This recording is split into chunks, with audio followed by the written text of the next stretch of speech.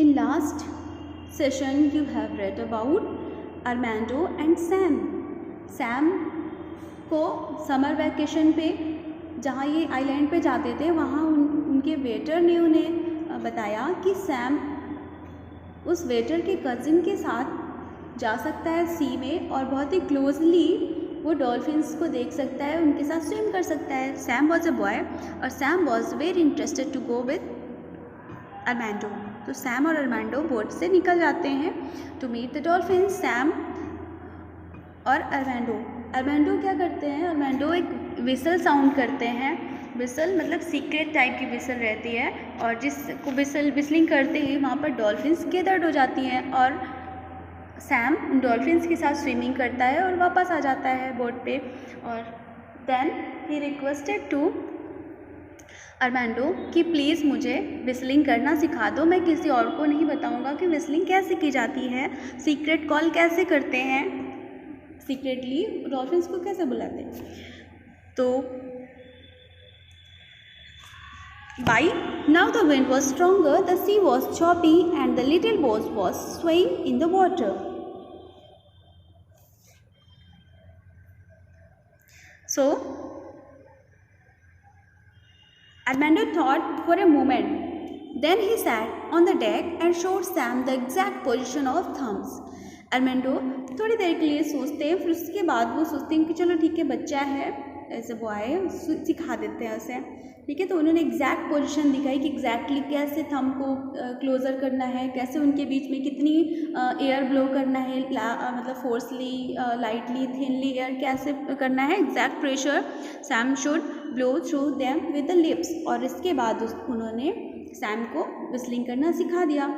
After half an hour, the many failed attempts, Sam finally blew through his thumbs and out came a perfect whistle. Half an hour के बाद many failed attempts यानी कि कई attempts किए जो कि failed हुए, उसके बाद finally Sam was able to blow a very perfect whistle. अब सैम परफेक्ट विसल कर सकते थे. Brilliant, now you can do it, said Armando. Armando ने बोला अब तुम विसल कर सकते हो, बहुत बढ़िया presentation. Then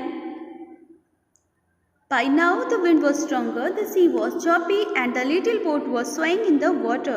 A large wave crashed on over the side of the boat, throwing Armando on the floor where he lay without moving. Sam tried to revive him, but it did not work. Sam looked around nervously. All he could see around him were the blue waters of the sea. He had never felt so lonely before. He looked at Armando again.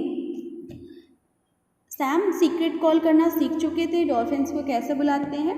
After that वो लोग boat पे जा ही रहे थे, suddenly a strong wind केम. बहुत ही तेज़ी से strong wind चलने लगी, हवा चलने लगी, तूफान आने लगा, स्टॉर्मी विंड हो गई वहाँ पर. और इतनी तेज़ी से स्टॉर्म आया कि हवा के फोर्सफुली हवा ने उसको क्या किया, अरमांडो को बोट पे पुश कर दिया और अरमांडो बोट पे गिर गए.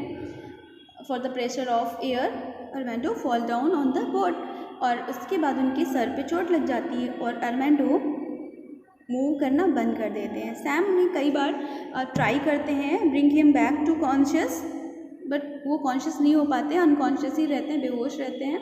Sam looked around nervously. That time Sam और अरमांडो बस 2 ही लोग थे उस सी के बीच में अकेले. सैम बहुत ही परेशान हो गए, वरीड हो गए.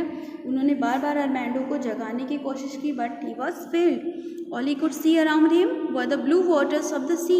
उसने अराउंडिंग अपने देखा, सराउंडिंग में उन्हें उससे क्या दिखा, only blue water of the sea. इसके अलावा कुछ भी नहीं था जो कि उसकी हेल्प कर सकता. He had never felt so lonely before. He looked at Armando again. He was feeling very nervous. He was feeling very lonely. और उसने फिर से अरमांडो की तरफ देखा. Where can I get help? अब हमारी हेल्प कौन करेगा? Wondered Sam. He had an idea. He put his thumb in mouth and in correct position and blew through the gap between them. The whistle came out long and low, cutting through the noise of the rain and the wind. Again and again he whistled. Sam के mind में एक idea आता है और वो अपने Thums को position पे लाते हैं और विस्लिंग करना स्टार्ट कर देते हैं. ही विसल अगेन एंड अगेन. और रेन वॉज स्टार्टेड, स्टॉर्म के साथ साथ हवा चल रही थी तेज़ी से और रेनिंग हो रही थी। Rain and the wind again and again he visit, और उस स्टॉर्म में उनकी बोट क्या हो सकती थी, डूब सकती थी ना, ड्रॉन हो जाती सी के अंदर, क्योंकि उसका इंजन चल नहीं पा रहा था, like that. So then he heard a noise, and there they were at 30 or 40 of them swimming through the waves towards him. They surrounded the boat and began to push it along using their heads. Sam was so relieved that he wanted to cry. The dolphins pushed the little boat for many hours until the storm had passed and the sky was clear. Sam was feeling very lonely because nobody was there to help Sam. Sam was very alone because Armando was unconscious. He was not able to make him conscious. अब इस time Sam बहुत ही ज़्यादा alone था और उसने किसकी help ली, dolphins की help ली, और उसने अपनी सीक्रेट कॉल किया, आई मीन्स विस्लिंग की, और वहाँ पर 30 to 40 डॉल्फिन्स वहाँ पर प्रेजेंट हो गई। Sam was so relieved that he wanted to cry. उसके बाद उसे थोड़ा सा रिलैक्सेशन फील हुआ और वो रोना चाहता था। The dolphins pushed the little boat for many hours. Storm में उनकी बोट क्या हो रही थी, फ्लो होती जा रही थी, बहती चली जा रही थी और वो डूब भी सकती थी। तो डॉल्फिन्स ने क्या किया, डॉल्फिन्स ने बोट के सराउंडिंग चक्कर लगाने शुरू कर दिए और बोट को पुश किया अगेंस्ट द विंड। विंड जिधर की तरफ बोट को ले जा रही थी उसके अगेंस्ट उन्होंने बोट को पुश किया कि बोट वहाँ से मूव ना हो। और उन्होंने मेनी आवर्स स्टॉर्म, जब तक कि स्टॉर्म बिल्कुल क्लियर नहीं हो गया, स्काई क्लियर नहीं हो गया, स्टॉर्म चला नहीं गया, तब तक कि वो बोट को होल्ड किए हुए थी। Upon the deck Sam had tried to make Armando as comfortable as possible. Suddenly Armando groaned and sat up. Deck पे पड़े हुए थे Armando. Sam had tried to make Armando as comfortable as possible. जब वो उठे तो उन्हें बहुत ही कंफर्टेबल फील कराया सैम ने। और जब सैम ने देखा कि क्या क्या हो रहा था वहाँ पर, oh my head what happen he asked. उसने देखा कि यहाँ पर बहुत सारी डॉल्फिन्स हैं और वाटर अभी भी ऊपर नीचे हो रहा है स्टॉर्म की वजह से। तो उसने बोला कि ओह माई हेड, क्या हो रहा है ये। You knocked your head when a wave crashed on the boat, so I whistled for the dolphins and they saved us, said Sam breathlessly. Sam ने बताया कि जब आप बोट पे स्टैंड थे तभी वेव आई, वेव ने क्रैश किया, यानी कि वेव के पुश करने से आप बोट पे गिर गए और आपके हेड पे चोट आ गई, जैसे कि आप बेहोश हो गए। बेहोश होने पर nobody was there to help both of them.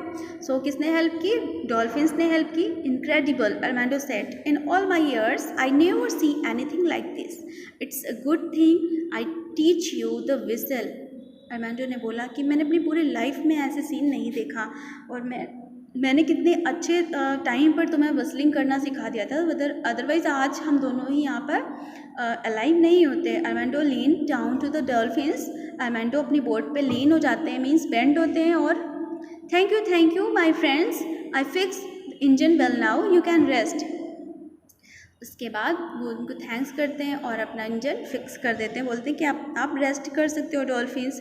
The dolphins stopped pushing slowly, turn around and then joyfully lead through the waves back out to the sea. Dolphins क्या करती हैं, बोट को पुश करना स्टॉप कर देती है और slowly turn around and joyfully leap through the waves back out to the sea. उसके बाद हैप्पीली वो अपने सी पे वापस चली जाती हैं। Thank you my friends, you saved my life, yells Sangeeta waving at them. Yell means चिल्लाते हुए, Sangeeta means Armando, waving at them. Not long after, the engine roared to life. We will be back very soon now, said Armando at the wheel. Well, young Sam, what a day you had.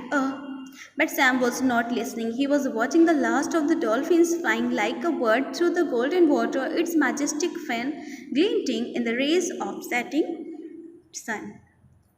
So,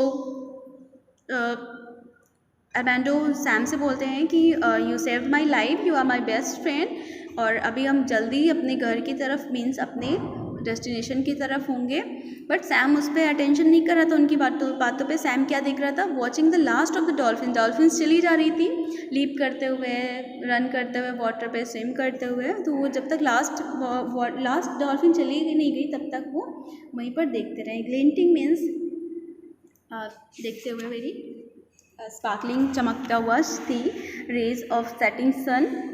setting sun means sunset हो रहा था उस time पे। So here is the some note that Armando's English is a little different because his home language is not in English। तो Armando ने जो थोड़े बहुत वर्ड्स यूज़ किए हैं वो इंग्लिश नहीं है, क्योंकि उसकी होम लैंग्वेज इंग्लिश नहीं है। सो उसने अपनी होम लैंग्वेज स्टार्ट किया। So this is the ending of the chapter. I hope you all have enjoyed the chapter very well. आपको अच्छा लगा होगा। और इस चैप्टर से हमें मोरल ये मिलता है कि कभी ना कभी कोई ना कोई चीज़ काम बहुत आती है और आपको पेशेंस से काम लेना होता है। कितनी भी स्ट्रगल करना पड़े आपको, कितनी भी प्रॉब्लम्स आ जाए लाइफ पे, बट पेशेंस के साथ उसको हैंडल करना चाहिए। सैम एक छोटा बच्चा था, अगर वो भी डर जाता उस टाइम पे तो बोथ ऑफ देम जिंदा नहीं होते, मर जाते वो। तो सैम ने अपना माइंड को यूज़ किया विथ पेशेंस, सोचा उसने, थिंक किया डीपली, तब उसने डॉल्फिन्स को बुलाया। So now good bye, we will meet in the next video.